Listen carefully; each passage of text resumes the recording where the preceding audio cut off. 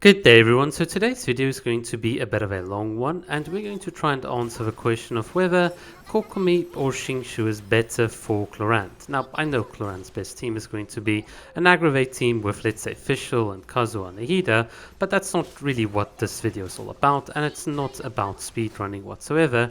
This is just purely an argument for either Kokomi or Xingqiu, or a combination of the two depending on your preference. Basically, I'm going to go through an entire VOD, which is obviously me playing in the Spyro Abyss, without editing anything, so unfortunately you'll be stuck looking at the second halves, but I'll use that time to explain some advanced concept like how does the poise management system in Genshin Impact works and how that relates to interruption resistance, etc, etc. So hopefully there'll be something that you can learn whilst we are going through the motions.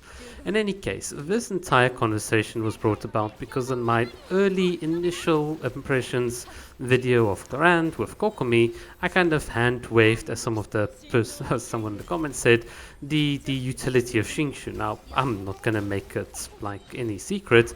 I find Xingqiu to be boring, an incredibly uninspiring character, and there's nothing strategic or tactical to play with him. He is essentially just another stat stick, and given certain circumstances you can get some really good results, but they most often are predicated on how good your level of artifacts is rather than how well you can tactically play with the character, which is a big problem for me since I like the more tactical gameplay despite it not being the fastest. So if you want fast gameplay, go to someone like Jamie, because he'll definitely sort you out. But if you want more fun and tactical stuff, that's kind of like what I do.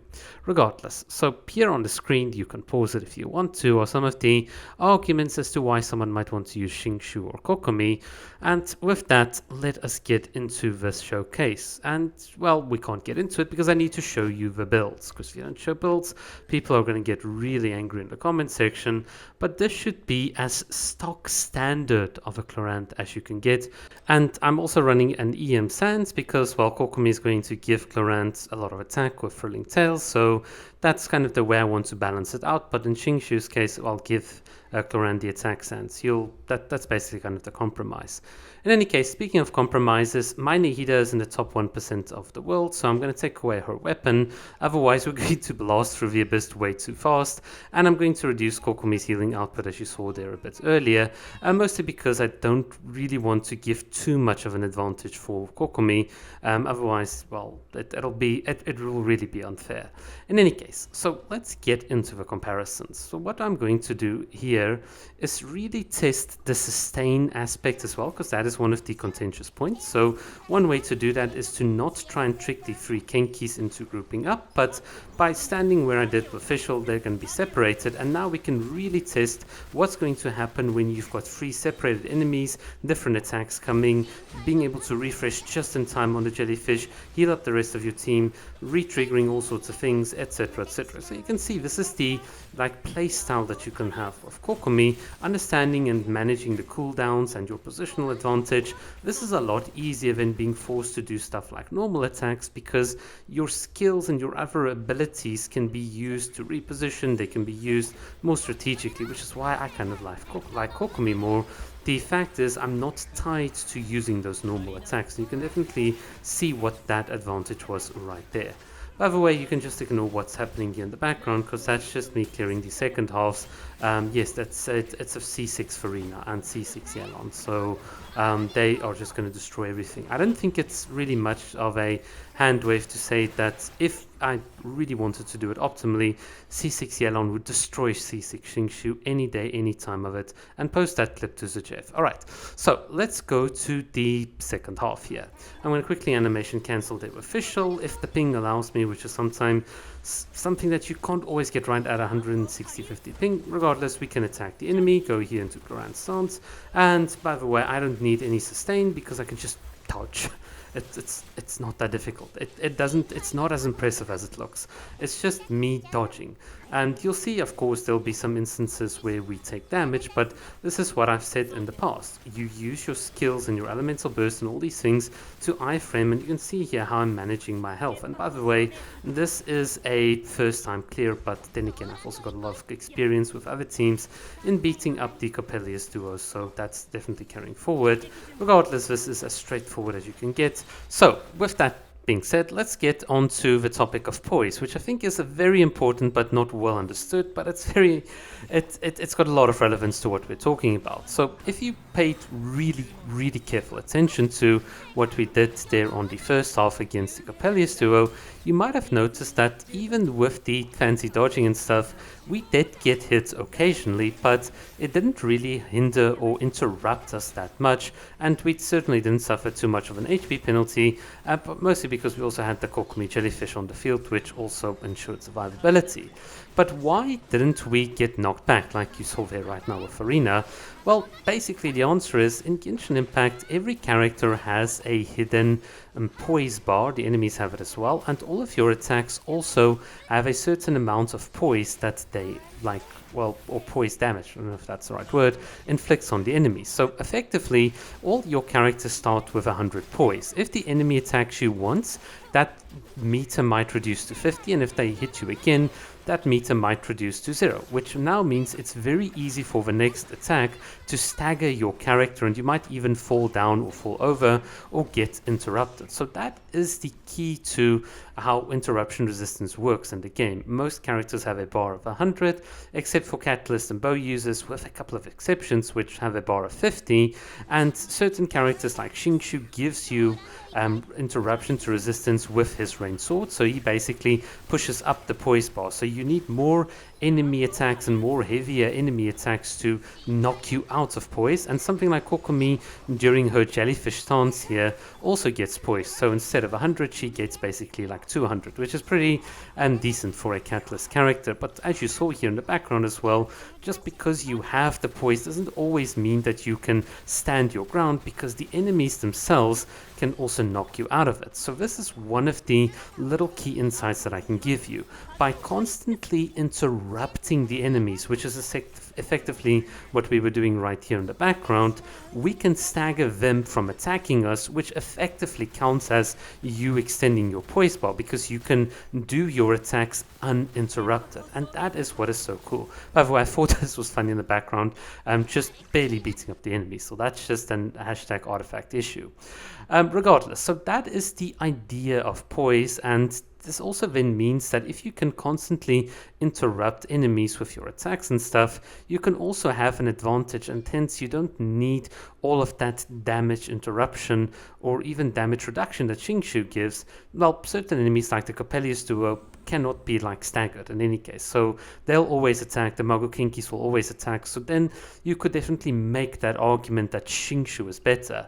But we're going to test that out now, so hence why I'm going through this in the background. Once again, we're halfway through the video, you'll see exactly how this plays out, and that even with the damage reduction and the interruption to resistance, things are not going to be as well, it's not going to go as well as it did the first time. Regardless, so you can see here I do exactly what I did with Kokomi to ensure a fair playground. I'm here with Xingqiu, again wasting time. Kokomi would have gotten a jellyfish off, Clorinde would have gotten an elemental burst off. This is just one of the things.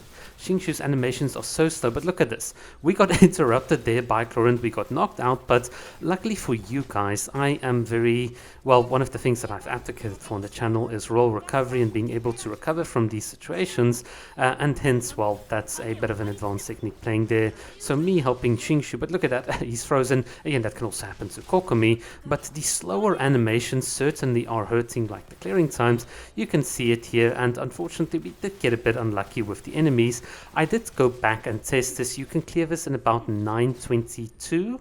23-ish with Xingqiu's team, so it's not as bad as it made it seem out like it did there, but certainly if you paused early in the video and read the arguments, this idea of comfiness to play doesn't always necessarily happen or translate into practice, and that is the point that I wanted to make. As cool and as strong as Xingqiu might be, he is not this panacea that can always solve things. He's not an excuse for you to understand how your cooldowns work and being able to manage your team properly. You can definitely see some of the downside. Well, certainly as an experienced player, I can see the downsides to having him. Oh, by the way, this was kind of cute what I did here for Farina. I didn't plan this. This just happened. You can just see she goes, ta-da, boom, boom. Oh, well, I mean, that's Farina. We love Farina here. In any case, so let's go back to Xingqiu. And what I'm going to do is try and beat the Coppelius duo 3 times in a row, mostly because it is possible to beat this Nemesis faster than with the Kokomi team, and I'll explain why in just a bit. But whilst this is happening in the background here, I want to talk about a couple of advanced things. So the first thing being is that with Kokomi, you get a far more natural cooldown cycle with Clorinde than you do with Xingqiu. Very often, like you can see there, I just don't have anything.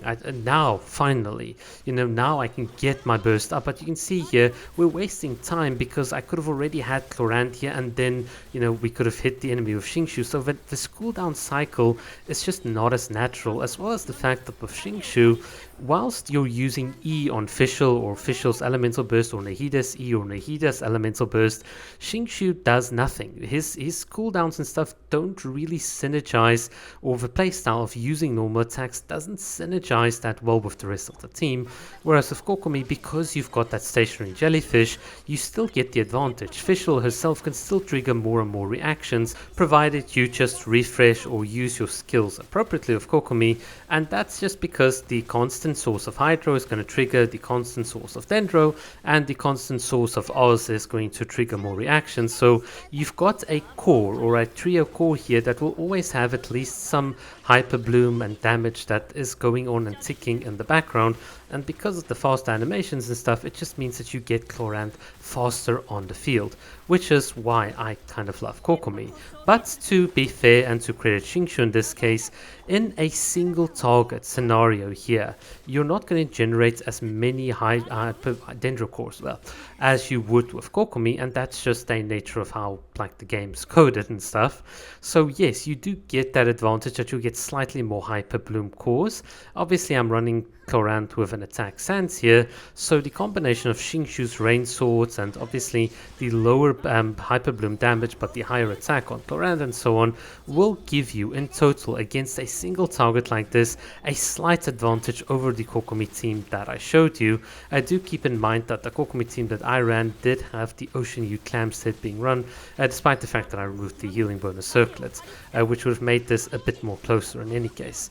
But from my perspective, what this debate really hinges on is how you wish to transform your team's damage and how you wish to play around the sustain of the team. So at a very high skill level, with precise cooldown management, I can imagine someone wanting to play Kokomi. You have the advantage that Clorinde is going to trigger stronger Hyperblooms because of the EM sands, and that Kokomi's attack buffing onto Clorinde is going to then give her that advantage as well, and that you always have some reaction in the background because of the trio of Fischl, Kokomi and Nahida.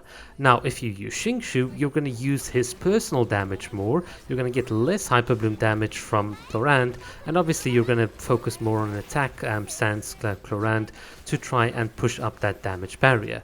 Again, all of these things work in certain ways, and I'll give you certain advantages against certain enemies. So for instance, against the enemies here in the background, if I had to play that Clorinde team, well, it wouldn't be that comfy because it's mostly going to be Nahida and Xingqiu doing things. But basically, Xingqiu would be far comfier because these enemies attack frequently, they can knock you out of your poise. So in certain enemy team comps, I can understand why people might want to use, for instance, someone like Xingqiu. Again, not that he's the only character that you can use. You can also use a Zhongli or some other characters of your choice. You can even use another Dendro user like Baishu, etc. So that's also just something I need to mention. But regardless, coming back to the Kokomi debate and so on, I like Kokomi mostly for this very, very simple reason, is that from a playstyle and from a fun perspective, it just gives me more. It allows me to do more things than rather using my character as a raw stat stick to try and beat the enemies as quickly as possible. And you can see here, I've got all this downtime, the Hida's burst, Fischl's burst, and now finally I can get some rain souls, but now I've got Clorinde's burst, so all of that extra damage that Xingqiu had is just not meaningfully like contributing, whereas of Kokomi, I would have gotten more Hyperblooms in the background, etc, etc. So hopefully you can start seeing how this debate evolves and how the different flavors of teams can really make or break your choice of a given character. So that's what I wanted to show, that's what I wanted to highlight with some of the gameplay here. I know not everything is perfect, but that was the entire point. I wanted to try and see if I can get clearing times which would be comparable between the two, to try and get some times where Kokomi wins, where Xingqiu wins, but ultimately speaking, you can't go wrong with Hydro. I think that is the actual message here. Hydro units in the game, you see, this is what I wanted to do earlier. I wanted to get Nahida here because otherwise, if you don't have that Nahida, then it's just going to be difficult against these two mobs. Alright, and they've conveniently now grouped up, which definitely helps the Xingqiu team. Sorry, I just love like the small little practical things that makes life a lot easier, which is stuff that content creators don't always talk about, but regardless. Okay, well, we've spoken a lot. There's a lot to think about. You play whatever you want, because like you saw me doing there in the beginning with Navia and jumping around and having fun, that's what this game is all about. Just you sitting back, having fun, and understanding the relative pros and cons between different characters.